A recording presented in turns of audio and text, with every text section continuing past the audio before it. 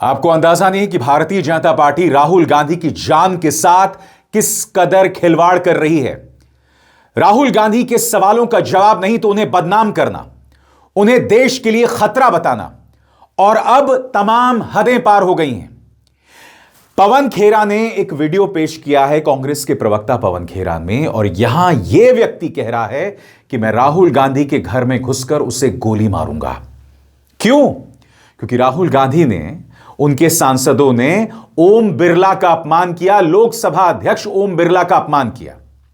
और आप जानते हैं दोस्तों, संसदीय कार्य मंत्री किरण रिजिजू ने एक वीडियो पेश किया था। उस वीडियो में हमने देखा कि कांग्रेस की महिला सांसद बहस कर रही थीं और उसमें ओम बिरला मुस्कुरा रहे थे, मगर कहीं पर कोई गाली गलौज नहीं था।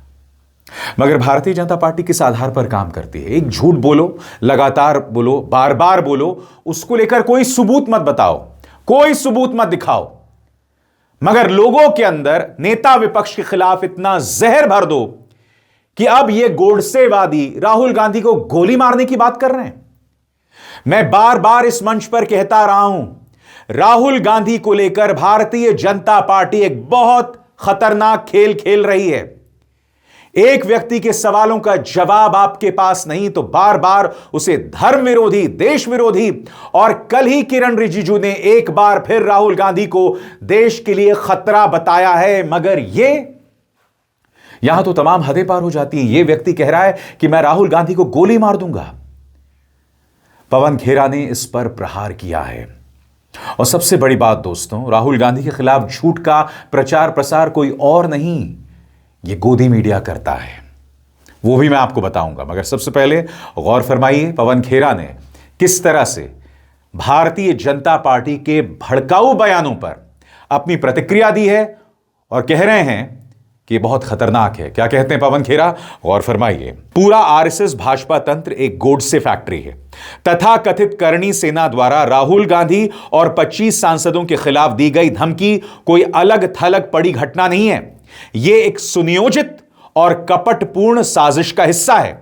पहले किरण रिजिजू ने सार्वजनिक रूप से झूठ बोला और देश को गुमराह किया कि कांग्रेस सांसदों ने लोकसभा में ओम बिरला का अपमान किया, जबकि उपलब्ध वीडियो फुटेज इस दावे का खंडन करती है, जिसमें ऐसा कोई अपमान दिखाई नहीं देता, बल्कि उस दौरान स्पीकर को मुस्कुराते हुए देखा जा सकता है। फिर भाजपा सांसदों ने विभिन्न मंचों पर लगभग एक जैसी पंक्ति दोहरानी शुरू की कि राहुल गांधी भारत की राष्ट्रीय सुरक्षा के लिए सबसे बड़ा खतरा है। यह विपक्ष को बदनाम करने और राजनीतिक प्रतिद्वंद्वियों, विशेषकर राहुल जी के खिलाफ हिंसा को वैध ठहराने का एक सुनियोजित अभियान है। कट्टरपंथ इसी तरह काम करता है। वे एक झूठ गढ़ते हैं, उसे बार बार दोहराकर फैलाते हैं, उसे राजनीतिक वैधता का आवरण देते हैं और तब तक प्रसारित करते हैं जब तक उनके समर्थक घृणा और हिंसा के लिए उकसाए न जाएं। तब भी गोडसे बनाया गया, आज फिर एक और गोडसे को तैयार किया जा रहा है।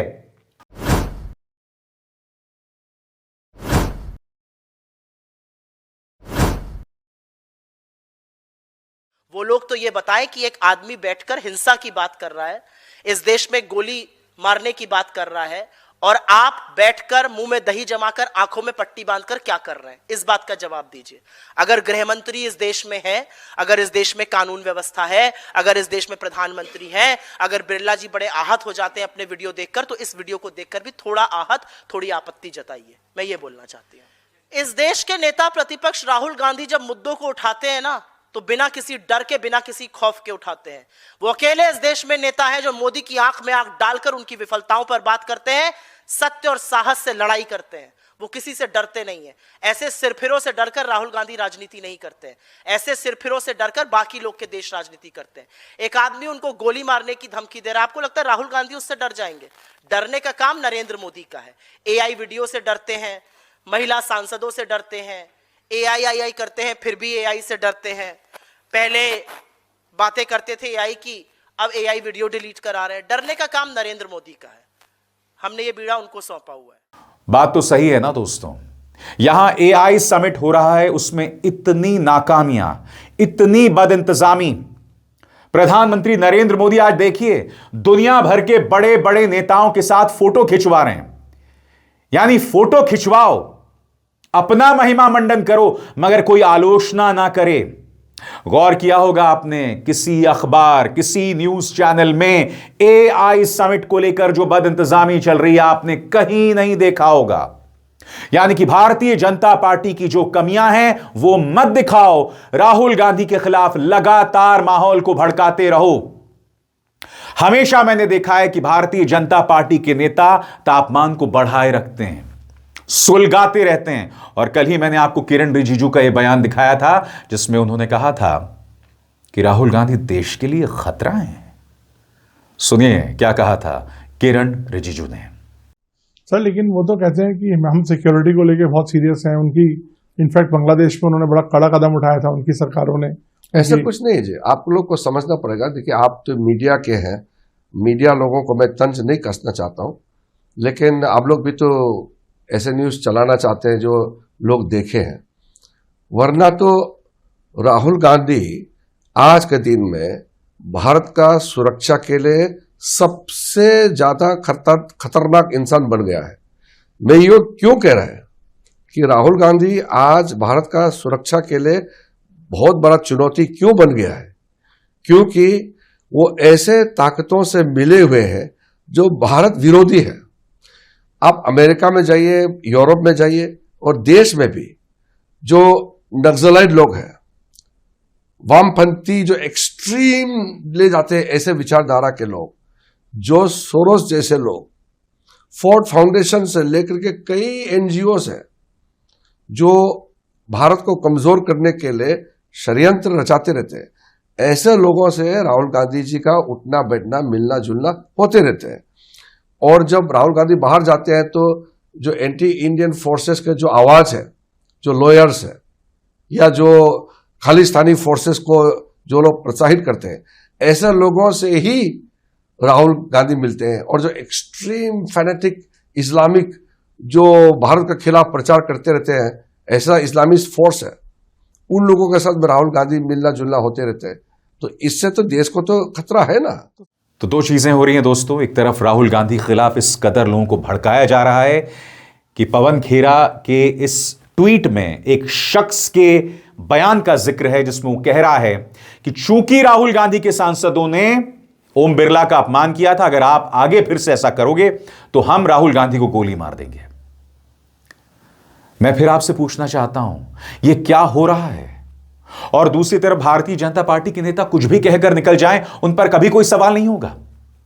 मैं आपको एक बयान सुनाना चाहता हूं। विधानसभा के अंदर भाजपा का एक विधायक बहादुर सिंह कोली महिलाओं का अपमान कर रहा है।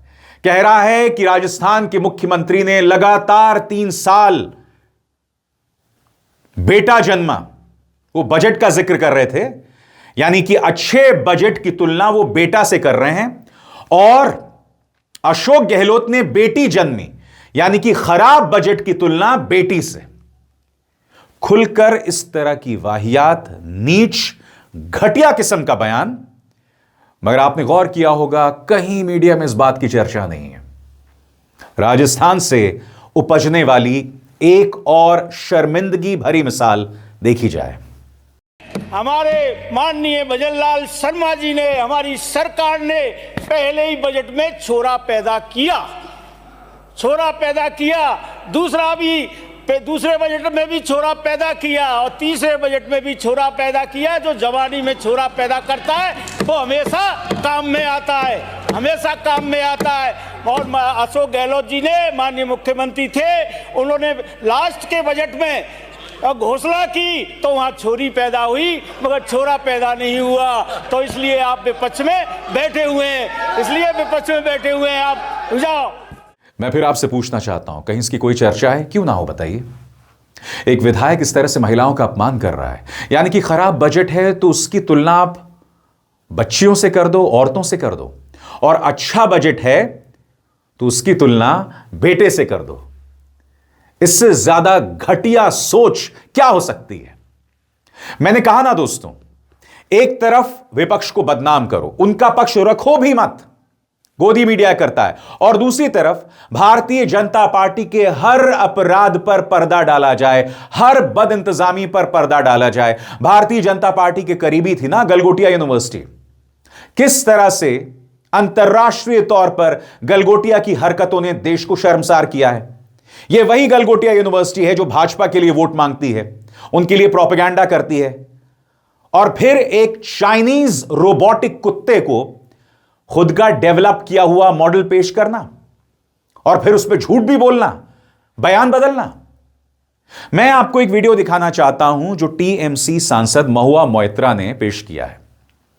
इससे पता चलेगा कि किस तरह की बदइंतजामी एआई समिट में हुई, मगर आप इसकी चर्चा किसी गोदी मीडिया में नहीं देख रहे हैं। वीडियो थोड़ा लंबा है, आप देखिएगा लोग क्या कह रहे हैं। लोगों को लंबा चलना पड़ रहा है क्योंकि कोई इंतजाम नहीं है साहब। आप दुनिया के सामने शोकेस करना चाहते हैं भारत के आर्टिफिशियल इंटेलिजेंस को, और मजाक बन के रह गया वहां पर। चीन हम पर ताना कस रहा है, मगर हां, प्रधानमंत्री नरेंद्र मोदी को फोटो खिंचवाना है दुनिया भर के नेताओं के साथ, क्योंकि भाजपा को क्या लगता है यह तस्वीर पेश कर दी जाए और जनता के सामने हकीकत ना आए।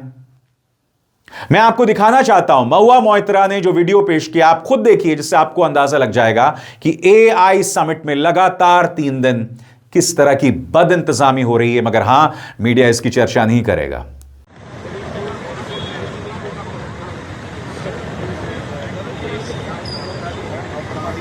All right, what's happening? So I think this is, Prime Minister Modi is just leaving from his dinner.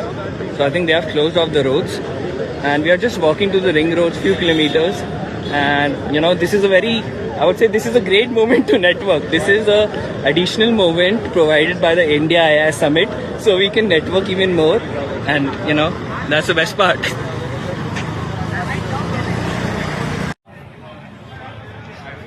What is going on? Look at this. Everybody is walking.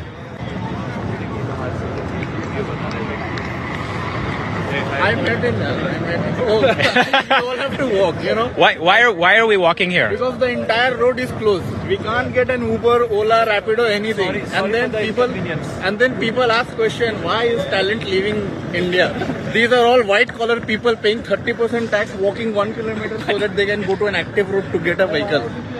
It's good exercise, right? I've been walking all day. I mean, I was in one of the booths as well, so I'm part of the sales force. It was very hectic, to be honest. But Are you based here in Delhi? I'm based out of Bangalore. So you came from Bangalore for this? Yeah. It's pretty surprising that they've not organized a shuttle for everybody. We weren't expecting this, to be honest. It's really unsafe. It's really unsafe. Location देखना, जो from Delhi to कहाँ पे पहुँचा I'm honestly just shocked. I thought after the first day that this kind of thing would be over and that people at this event would no longer be treated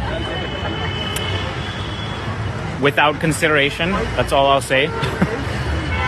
I could choose different words, but it feels like everybody is just like their time and their energy and their plans have just been are the least important thing in the world. It's extremely disappointing, and I'm embarrassed as well.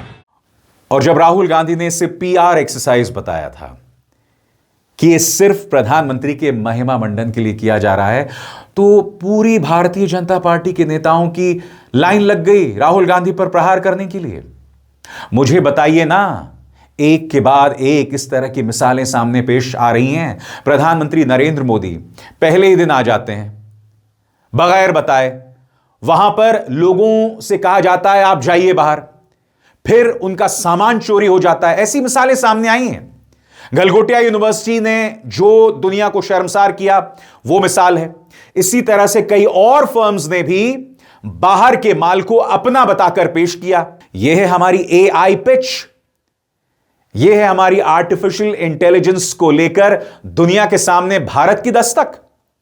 और जब मेरे जैसे पत्रकार वो खबर आपके सामने लाते हैं तो हमें धमकाया जाता है। और दूसरी तरफ जब राहुल गांधी उसे पीआर एक्सरसाइज बताते हैं तो उन्हें देश के लिए खतरा बताया जाता है। मगर अब सारी हदें पार हो रही हैं दोस्तों, सारी हदें पार कर रहे हैं, क्योंकि जिस तरह से एक व्यक्ति आकर उन्हें गोली मारने की बात कर रहा है, वो भी एक दुष्प्रचार पर। राहुल गांधी ने ओम बिरला का अपमान नहीं किया, कभी नहीं किया। इनफैक्ट ओम बिरला का पक्षपात हमने बार बार देखा है। इस मंच पर मैंने बार बार उसका पर्दाफाश किया है। हमने देखा है कि भाजपा के नेता कुछ भी कह सकते हैं, मगर ओम बिरला के दोहरे मापदंड वहां साफ तौर पर दिखाई देते हैं। भाजपा के नेता राष्ट्रपति के अभिभाषण में भाषण से इतर, भाषण से अलग कुछ भी बोल सकते हैं। ओम बिरला उसकी इजाजत देते हैं, मगर राहुल गांधी अगर कुछ कह दें तो उन्हें प्रॉब्लम हो जाती है। राहुल गांधी निहायत ही सहज अंदाज में इसी को तो एक्सपोज करते हैं। यह ओम बिरला का अपमान नहीं है। मुझे बताइए ना, ओम बिरला को कहां गाली दी गई? किरण रिजिजू को मैं चुनौती देता हूं, माननीय कैमरा मंत्री, आप जहां जाते हैं आपको कैमरे की जरूरत पड़ती है। आप तवांग जाते हैं, गाड़ी को धक्का लगाते हैं, आपको वहां पर भी कैमरे की जरूरत पड़ती है। बताइए कहां है वो बयान जहां कांग्रेस की महिला सांसद ओम बिरला साहब को गाली दे रही थी? ओम बिरला साहब जो हरकतें कर रहे हैं बतौर लोकसभा अध्यक्ष, वो लोकसभा के लिए शर्मनाक है, लोकतंत्र के लिए शर्मनाक है। मगर जैसा कि एक महान हस्ती कह गए, झूठ बोलो, बार बार झूठ बोलो, लगातार झूठ बोलो। यह गलत है दोस्तों, नहीं होना चाहिए। इस तरह से नेता विपक्ष के खिलाफ दुष्प्रचार और झूठ नहीं चलाया जाना चाहिए। यह देश के लिए अच्छा नहीं है। हम खतरे से खेल रहे हैं। मैं बार बार इस मंच पर चेतावनी देता रहा हूं। राहुल गांधी से इस कदर नफरत भाजपा के अंदर, संघ के अंदर, और आपको समझना पड़ेगा कि गांधी परिवार से दो चेहरे हैं जिन्हें ना आरएसएस बर्दाश्त कर पाती है ना भाजपा। एक देश के पहले प्रधानमंत्री, मॉडर्न इंडिया के जनक पंडित नेहरू, और दूसरे राहुल गांधी। जी हां, ना राजीव ना इंदिरा, क्योंकि जहां तक राहुल की बात है, पंडित नेहरू की बात है, उन्होंने कभी भी सांप्रदायिकता के साथ कोई समझौता नहीं किया। इसलिए नफरत करती है आरएसएस और भाजपा राहुल और पंडित नेहरू से। उनकी चुनौती बहुत कठिन है, बेतहाशा कठिन है, और मैं नहीं जानता हूं आने वाले दिनों में क्या हो रहा है। मगर इस मंच पर मैं बार बार आगाह करता रहता हूं कि भाजपा को बाज आना चाहिए। भाजपा संवाद करे ना। बताइए कि आपके पास तर्कों के आधार पर संवाद भी नहीं है। आपके नेता लोग सिर्फ झूठ बोलेंगे और उसके अलावा कुछ नहीं। और सबसे बड़ी बात, ऐसा झूठ जो किसी की जान का दुश्मन बन जाए। शर्म आनी चाहिए आपको। अविसार शर्मा को दीजिए इजाजत। नमस्कार।